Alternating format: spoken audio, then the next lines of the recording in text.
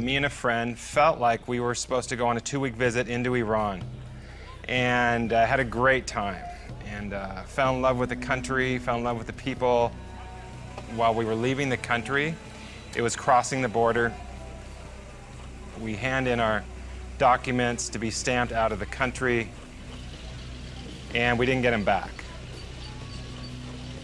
And it was about 6 hours later that they finally came back to us and said, there's a problem with your documents. And the reality is that I had dealt with before I went, like, what if you have a problem? What if there could be complications being an American? Yeah, it all came to the surface. And I realized, wow, I could really have a problem. Like, this is for real. And yeah, in my walk with the Lord and in many dangerous places, I've always seen God come through. And all of a sudden, the thought hit me, well, what if this is different? They separated me and my friend, took me into another room, and there they beat me for about 6 hours, kicking me and hitting me. After those 6 hours, they dragged me back down to the lobby where I met my friend again, who had been beaten in another room. They put us in prison clothes, and they blindfolded us again, and then they led us down this basement, and they put me into one prison cell and my friend into another one. And there I was in prison in Iran. It was out of my hands. There was nothing I could do. Either God would do a miracle or I would stay there. There was no sense of feeling God. I felt like God was far away. All I could really trust in was his character, and that his character would be true no matter what I was feeling and no matter what circumstance I was going through. They put me in a cell in isolation, had a light in one corner, and that was on 24 hours a day. It was in the winter time. There was actually snow outside, but the heater didn't work well. They only let me out of the room to be interrogated, which was once a day or sometimes not at all.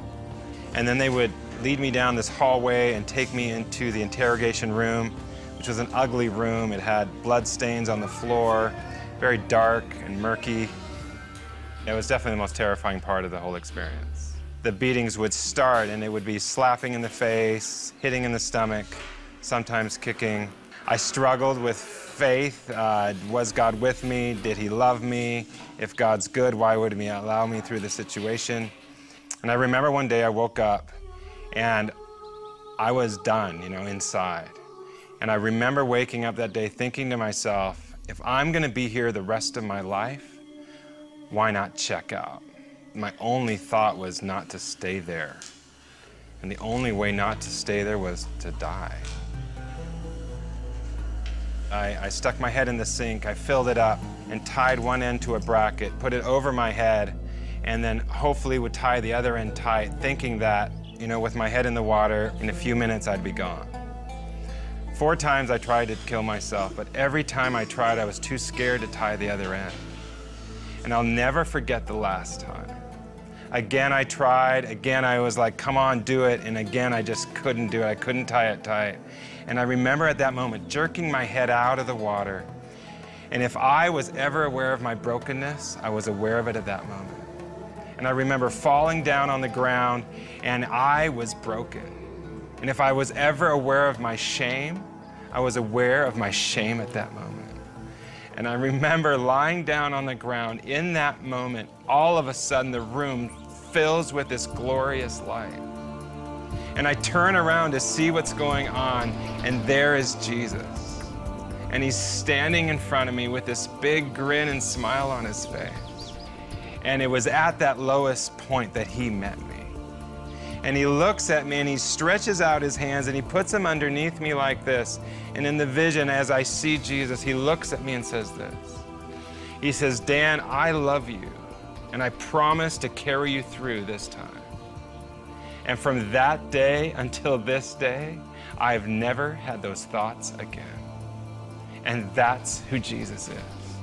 He meets us at our lowest, and he can rescue us from the depths of us, and he wants to give us life in the midst of the pain of life. And he meets us, and he loves us, and he wants to rescue us no matter what we're going through. God began to challenge me with his love for our enemies. And he said this, he's like, Dan, ask me what I think about this man. And he asked me the question about the man who was my interrogator, the man who beat me, the man who seemed to hate me the most. And it was a few days into it that I finally asked God, okay, yeah, what do you think of this man? And at that moment, yeah, my heart opened up and I began to see God's love for this man. How he loved him from the beginning, how he made him, how he loved his family. And I'll never forget the last day I saw him. I remember on this day thinking, oh my gosh, what's he gonna do today? And at that moment, I remember looking at him and I said this. I said, sir, if I'm gonna see you the rest of my life, every day, why don't we become friends? He's like, no, that's impossible. And I said, sir, you can start by telling me your name. And I stuck out my hand to him and I said, sir, let's be friends. And as I stuck out my hand to shake his hand, he just stood there and he froze. And after a few minutes, he started to shake. And then all of a sudden, I saw his hand creep towards mine and he shook my hand. And as he's shaking my hand, I saw these tears start to roll down his face. And for about 10 minutes, he just shook my hand and tears streaming down his face. And he finally looks at me and he says this. He's like, Dan, and he calls me by my name. My name is Razak, and I would love to be your friend. And it caused me to see that there is no heart too hard for Jesus. That he can change the hardest heart. God taught me to love my enemies. I heard these guards talking about the foreigners, me and my friend. They're Christians, they follow Jesus. And another one was said, oh, these foreigners, they knew they could have problems when they came here, but they have purpose. They've got a reason to live and a reason to die. And that's what I want. And I heard 3 of these men say, yeah, today we are gonna follow Jesus. We are gonna follow the way. And if that was part of the reason why God allowed me down there, yeah, so be it. And just like, yeah, those guards in prison, I long for people to know today how good Jesus is, that he can rescue us in the midst of pain, in the midst of our shame, our brokenness. He wants to meet us, and that he is good no matter what we're going through, and that he loves us. I found out indirectly that I was under 2 death sentences, one for being a missionary, one for being a spy. And again, in that prison, I heard executions, yeah, quite regularly. And it was my moment in a courtroom. I stood on the stand, hundreds of people in the room, video cameras, judges.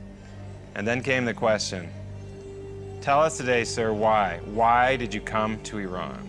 Something rose up within me, the power of God. And I remember looking at the judge and saying this, I came to Iran to tell you about Jesus Christ. And when I said that, I'm like, oh, what did I say? And all of a sudden, I said it again. And then I said it again. And then something started to grow in my heart. And for about 20 minutes, I just preached the gospel. And I told everyone in that courtroom, and I told everyone who could hear me, all about who Jesus is, all about how much he loved them. All of a sudden, I realized something. I am free. I am free. So what if they kill me? My life is bought by the blood of Jesus. My home is in heaven, and no one can take that away. And I realized that in the midst of death itself, God gave me the grace to stand up and speak the truth. And in doing so, it brought freedom in my heart, knowing that this life isn't it. There is more, and I'm going home one day, and no one can take that away.